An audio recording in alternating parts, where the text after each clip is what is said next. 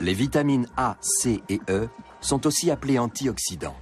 Elles sont censées piéger les radicaux libres dans le corps, protéger contre le cancer et renforcer le système immunitaire. Cette allégation peut avoir de graves conséquences. Les antioxydants bloquent les effets bénéfiques du sport. Les sportifs ayant pris des vitamines n'ont pas obtenu de très bons résultats pendant l'entraînement. Ceux qui ont absorbé des placebos, en revanche, ont vu leur performance s'améliorer de façon significative. Si un sujet pratique un sport et prend en même temps des antioxydants, l'effet est annulé. C'est-à-dire que les antioxydants bloquent les effets bénéfiques du sport. Les sportifs ayant pris des vitamines n'ont pas obtenu de très bons résultats pendant l'entraînement. Ceux qui ont absorbé des placebos, en revanche, ont vu leur performance s'améliorer de façon significative. Une autre étude médicale, réalisée sur près de 200 000 sujets, conclut que la prise d'antioxydants peut même s'avérer extrêmement nocive pour la santé. Cette étude à grande échelle regroupe les données de 49 analyses isolées. En 2009, un groupe de travail danois a décidé de centraliser toutes ces analyses et d'exploiter les résultats en créant des données groupées. Ils ont constaté que la prise d'antioxydants augmentait le risque associé à toute une série de pathologies, notamment les cancers.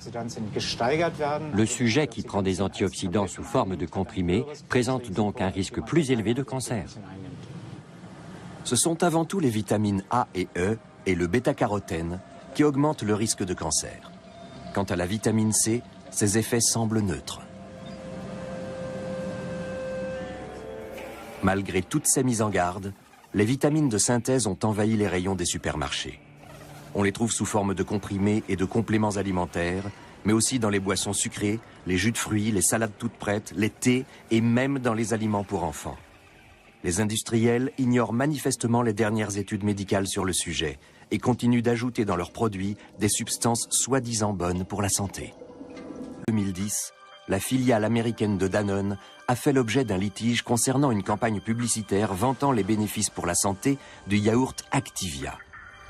Le groupe a été condamné à verser la somme de 21 millions de dollars de dédommagement à plusieurs États américains pour publicité mensongère, une amende record dans le domaine de l'agroalimentaire. En Europe, par contre, Danone continue à vanter les soi-disant bienfaits d'Activia contre les troubles digestifs.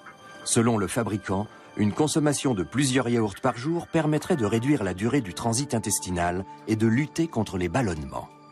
Les industriels en ont aussi profité pour gonfler les prix. Ils promettent aux consommateurs des effets bénéfiques sur le bien-être, mais ces allégations ne reposent sur aucun fondement scientifique.